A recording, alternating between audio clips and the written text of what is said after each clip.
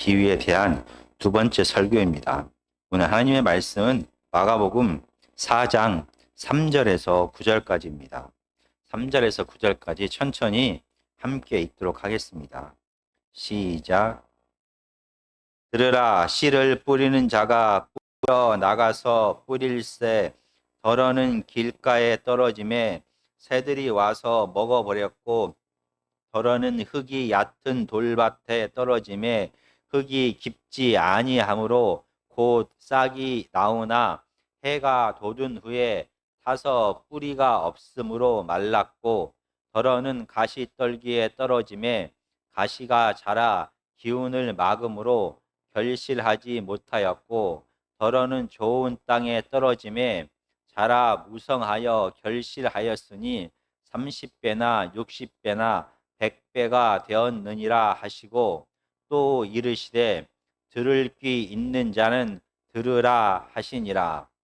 아멘.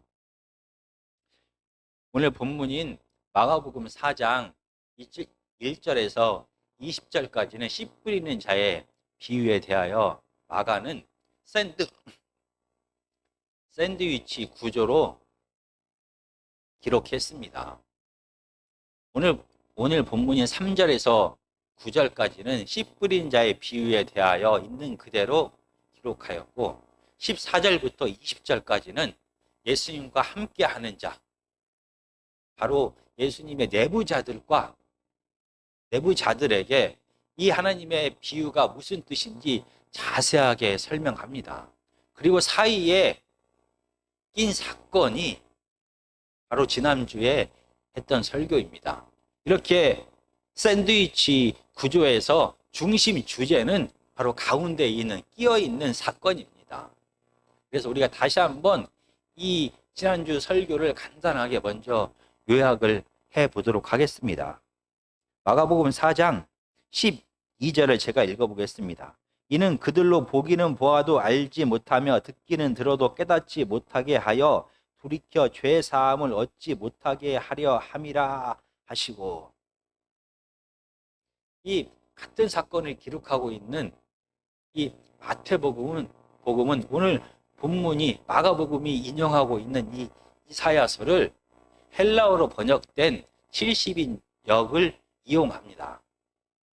그래서 마태복음에서는 이 외부자들, 하나님의 나라의 비밀을 깨닫지 못하는 이 외부자들이 이 비유의 말씀을 깨닫지 못하는 이유를 바로 마음이 돌같이 굳어버린 그 외부자들 때문이다 라고 마태복음은 설명을 합니다.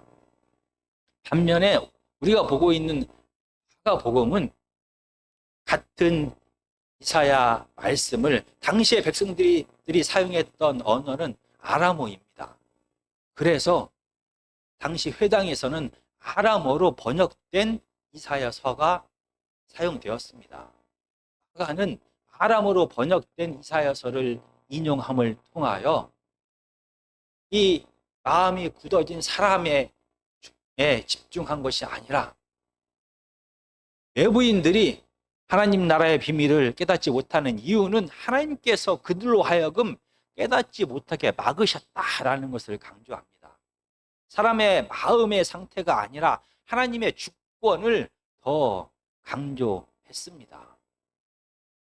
그래서 이러한 관점으로 오늘 본문을 이해해야 하는 것입니다. 오늘 본문의 비유도 바로 사람의 마음이 중심이 되어서 본문을 이해할 것인지, 아니면 하나님의 주권적인 역사가 강조되어야 하는지에 따라서 본문의 해석이 조금씩 달라집니다. 마태는 오늘 본문에서 같은 사건을 기록하고 있는 마태는 열매 맺지 못하는 이유가 무엇인지에 대하여 얘기할 때 가장 중요한 것은 바로 밭의 상태다라고 말합니다. 씨 뿌리는 자 때문에 열매를 못 맺는 것이 아닙니다. 씨 자체에 문제가 있어서 열매를 못 맺는 것이 아닙니다. 열매를 맺고 못 맺고는 이 밭의 상태에 달려 있다라고 말합니다. 밭은 바로 하나님의 복음을 들은 사람들의 마음의 상태를 말합니다. 외부인들이 하나님 나라의 비밀을 깨닫지 못하는 것은 그들의 굳은 마음 때문인 것처럼, 이 하나님 나라가 열매 맺지 못하는 것은 바로 이를 들은 그 사람들의 마음이 굳어졌기 때문이다라는 것을 강조합니다. 반면에 마가복음은 다릅니다.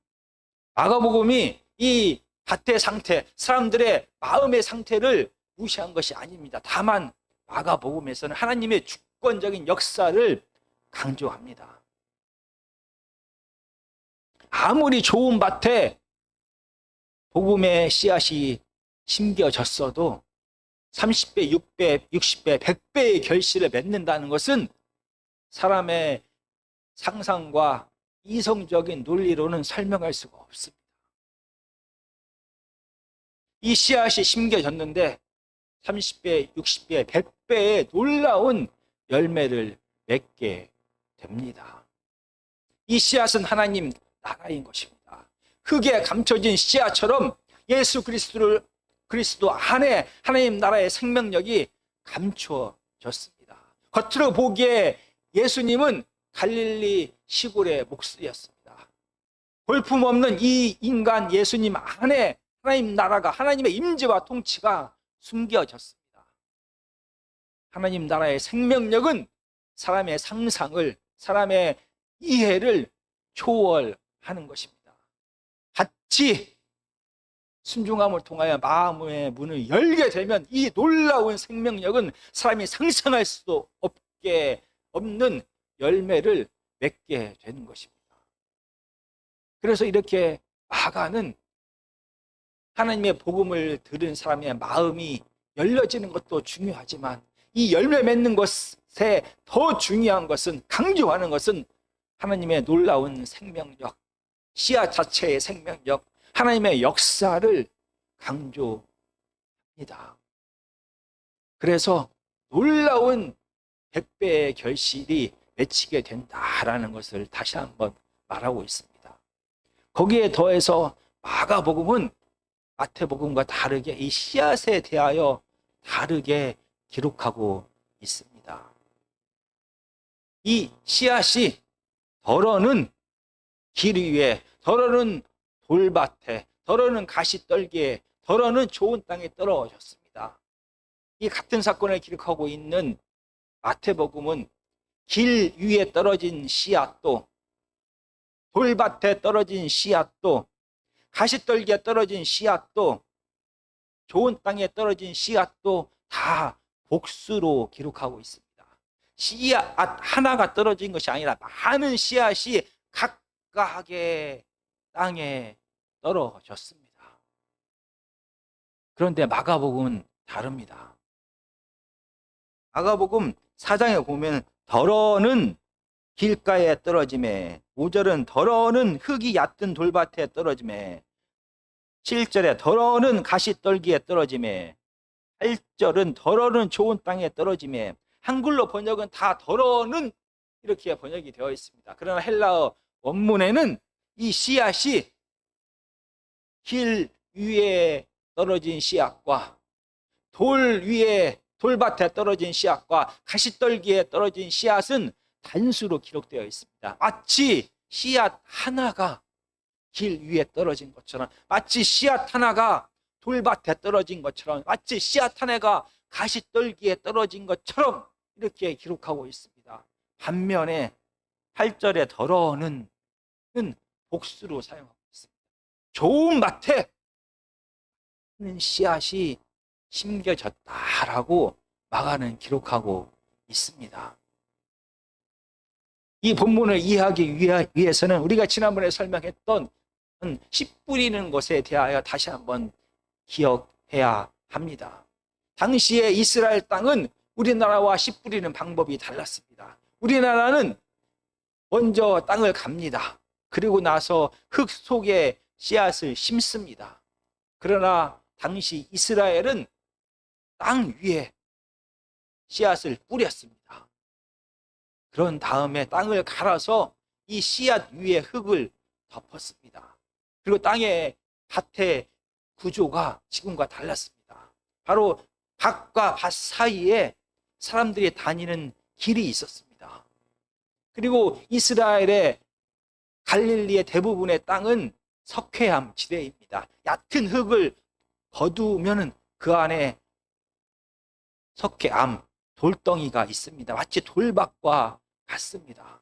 그리고 우리 밭과 이웃밭 사이에 울타리를 쳤고 그 울타리에는 옆에는 가시떨기가 있었습니다. 그래서 씨를 심는 것이 아니라 씨를 뿌리기 때문에 농부가 씨를 뿌릴 때 이 씨앗은 사람이 다니는 길 위에도 떨어집니다. 이 씨앗은 우리 밭과 이웃의 밭 경계 근처에 있는 가시떨기에도 떨어집니다. 이 씨앗은 돌밭에 떨어집니다. 당시 갈릴리의 대부분의 밭은 이렇게 흙이 얕은 돌밭이었습니다. 그런데 어떻게 좋은 땅에 씨앗이 많이 떨어질 수가 있는 것입니까? 대부분의 밭은 돌밭인데 어떻게 심은 것이 아니라 뿌리는데 길 위에는 씨앗 하나가, 돌밭에도 씨앗 하나가, 가시떨기에도 씨앗 하나가 떨어지는데 좋은 땅에는 이렇게 씨앗이 많이 떨어져 심겨질 수가 있는 것입니까? 마가복음은 처음부터 계속해서 예수 그리스도의 지치지 않는, 넘치는, 아끼지 않는 열정적인 사역에 대하여 기록하고 있습니다. 예수님은 처음부터 가르치시고 사역하시고 가르치시고 사역하시기를 계속 반복하셨습니다. 지치지 않는 것처럼, 아끼지 않고 낭비하는 것처럼 모든 삶을 씨앗을 뿌리고 또 뿌렸습니다. 마가복음 1장 39절을 제가 읽어보겠습니다. 마가복음 1장 39절입니다. 이에 온 갈릴리에 다니시며 그들의 여러 회당에 전도하시고 또 귀신들을 내쫓으시더라. 예수님은 온 갈릴리를 다니셨습니다. 다니시면서 하나님 나라의 복음의 씨앗을 뿌리고 또 뿌렸습니다. 어떤 누가 방해할지라도 예수님은 멈추지 않고 이 씨앗 뿌리는 것을 계속 하셨습니다. 여기서 다니시며 라는 이 동사가 오늘 마가복음 4장 3절에서도 똑같이 사용되고 있습니다. 들으라, 씨를 뿌리는 자가 뿌리러 나가서, 이 나가서라는 말이 바로 그 동사입니다. 농부이신 예수님은 씨앗을 뿌리러 밭으로 나갑니다. 그래서 나가서 씨앗을 뿌리고 또 뿌렸습니다. 가나안 땅은, 갈릴리 지역은 좋은 땅이 적습니다. 예수님과 함께 하면서 하나님의 뜻에 온전히 순종하는 진짜 가족은 너무 적었습니다. 바리새인들과 서기관들은 그들의 이익과 필요에 따라서 살았습니다. 예수님을 반대했습니다. 많은 무리들은 그들의 이익과 필요에 따라서 기적을 쫓아 살았습니다. 그들은 예수님이 전하는 하나님 나라에 대하여 관심이 없었습니다. 심지어 예수님의 가족들조차 예수님은 미쳤다라고 말하면서 예수님의 사역을 방해했습니다. 이렇게 돌 위에와 돌밭과 길 위에와 가시떨기와 같은 많은 방해에도 불구하고 예수님은 씨앗을 뿌리고 또 뿌렸습니다. 그래서 사람들 눈에는 좋은 땅이 없음에도 적음에도 불구하고 이 가나안 땅 전역에, 이스라엘 전역에서 하나님의 복음의 씨앗이 뿌려지고 심겨졌습니다. 그래서 마가는 길 위에는 씨앗이 하나 떨어졌지만, 돌 밭에는 씨앗이 하나 떨어졌지만, 가시떨기에는 씨앗이 하나 떨어졌지만 좋은 땅에는 씨앗이 많이 심겨졌다라고 기록하고 있는 것입니다. 이렇게 세상에 어떤 방해에도 불구하고 예수님이 세상을 향한 이 사랑을 꺾을 수가 없었습니다. 그래서 예수님은 온 세상을 향하여 뿌리고 또 이 복음의 씨앗을 뿌렸습니다. 그 결과 예수 그리스도의 죽으심과 부활 이후에 온 이스라엘에 이 뿌려진 이 씨앗은 예루살렘과 유다와 사마리아와 땅끝까지 이르러 사람이 상상할 수 없는 놀라운 열매를 맺기 시작한 것입니다. 오늘 하나님의 말씀은 당시의 로마 교회에 그리고 우리들에게 많은 위로를 주십니다. 당시의 로마 교회는 하나님의 생명을 전함에도 불구하고 고난 속에서 핍박 속에서 세상의 거부를 당하면서 살았습니다. 하나님의 말씀을 전하고 또 전했는데도 눈에 보이는 열매가 거의 없습니다. 오늘 본문은 우리에게 말합니다. 이 씨앗은 그 자체로 놀라운 생명력을 지니고 있습니다. 하나님께서는 어떠한 세상의 방해에도 불구하고 이 심겨진 씨앗이 반드시 열매 맺게 하실 것입니다. 그래서 지치고 상한 이 로마 교회 성도들에게 오늘 하나님의 말씀은 위로가 되었습니다. 그리고 오늘 하나님의 말씀은 로마 교회에도 우리들에게도 도전을 내 말씀인 것입니다. 우리는 예수님처럼 뿌려야 하는 것입니다. 이 본문에서 열매를 맺지 못하게 하는 이유 중에 씨 뿌리는 자, 농부는 그 이유가 되지 못했습니다. 이 씨앗 자체는 열매 맺지 못하는 이유가 되지 못했습니다. 씨앗은 하나님 나라입니다. 하나님의 복음이 있는 그대로 전파되었습니다. 당시의 바리새인들은 하나님의 뜻인 율법을 그들의 이익과 필요에 따라서 왜곡해서 해석하고 가르쳤습니다. 세상의 질서와 타협하여 힘과 쾌락을 쫓아가는 타협된 복음을 그들은 이스라엘 백성들에게 뿌렸습니다. 그 결과 하나님이 예상했던 이 생명의 열매가 이스라엘 백성들의 삶 속에는 전혀 맺히지 못했습니다. 그러나 오늘 본문에 나오는 농부는, 오늘 본문에 나오는 예수님은 하나님의 말씀을 있는 그대로 세상에 전했습니다. 힘과 쾌락을 쫓아가는 것이 하나님 나라의 목표가 아닙니다. 하나님 나라는 예수님처럼 세상의 죄의 짐을 대신 짊어지고 끝까지 사랑하며 용서하며 나누는 것이다 라는 진짜 복음을 예수님은 끝까지 전했습니다. 복음 자체에는, 이 씨앗 자체는 능력이 있습니다. 우리는 예수님처럼 복음만을 전해야 하는 것입니다. 열매는 하나님의 때가 되었을 때 하나님께서 반드시 세상의 어떤 방해에도 불구하고 열매 맺게 하실 것입니다. 오늘 본문의 말씀은 저희에게 예수님처럼 씨앗을 뿌려야 된다라고 다시 한번 도전합니다. 사람들 눈으로는 길 위인지 돌밭인지 가시떨기인지 좋은 땅인지 분별할 수가 있습니다. 그러나 사람의 마음을 우리는 분별할 수가 없습니다.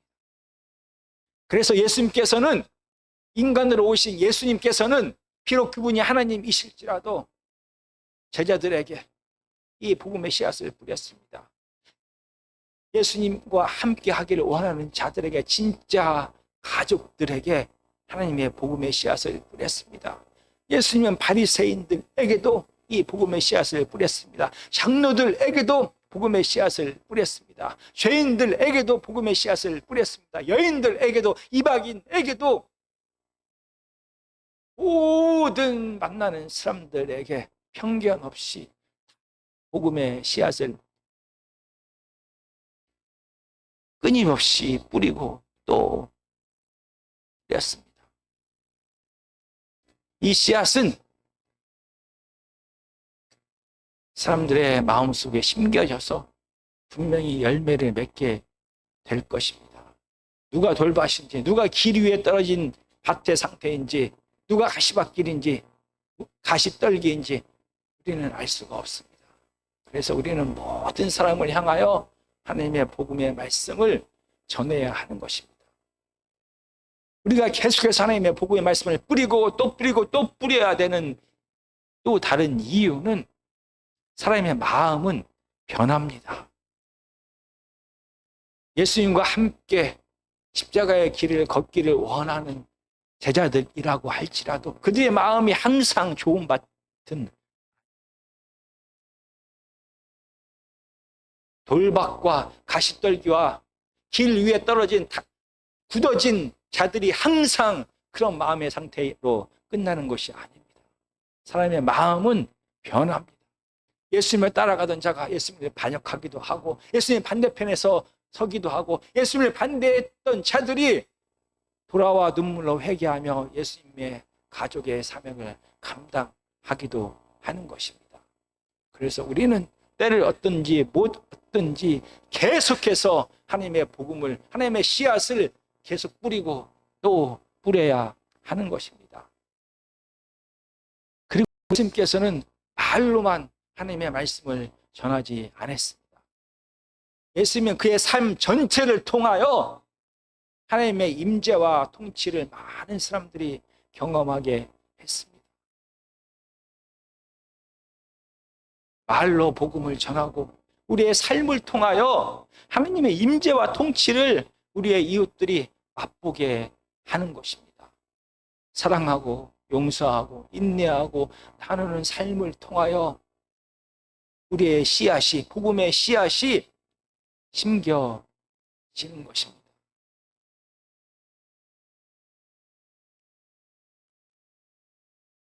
이렇게 복음은 그 자체적으로 생명력을 가지고 있습니다. 그래서 사람 눈에 보기에 열매가 없을지라도 이 복음의 씨앗을 뿌리고 또 뿌려야 하는 것입니다. 제자는 예수님이 가신 길을 따라가는 자입니다. 지치고 힘들지라도 오늘 주어진 하나님의 말씀을 붙잡고 다시 한번 세상을 향하여 복음의 씨앗을 뿌려야 하는 것입니다. 분명히 하나님께서는 이 복음의 씨앗이 하나님의 때가 되었을 때 반드시 열매 맺게 하실 것입니다. 열매는 하나님께서 맺게 하십니다. 복음 자체에는 생명력이 있습니다.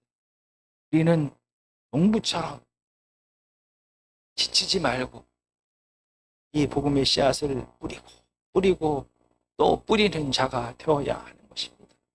우리는 지치지 말고 우리의 삶을 통하여 하나님께서 우리에게 맡기신 모든 것을 우리의 그 생명이 필요한 이웃들에게 나누며 사랑하며 인내하며 용서하는 삶을 계속 살아야 하는 것입니다. 하나님의 때 하나님께서 이 하나님의 생명력을 활동하여 분명히 열매 맺게 하실 것입니다.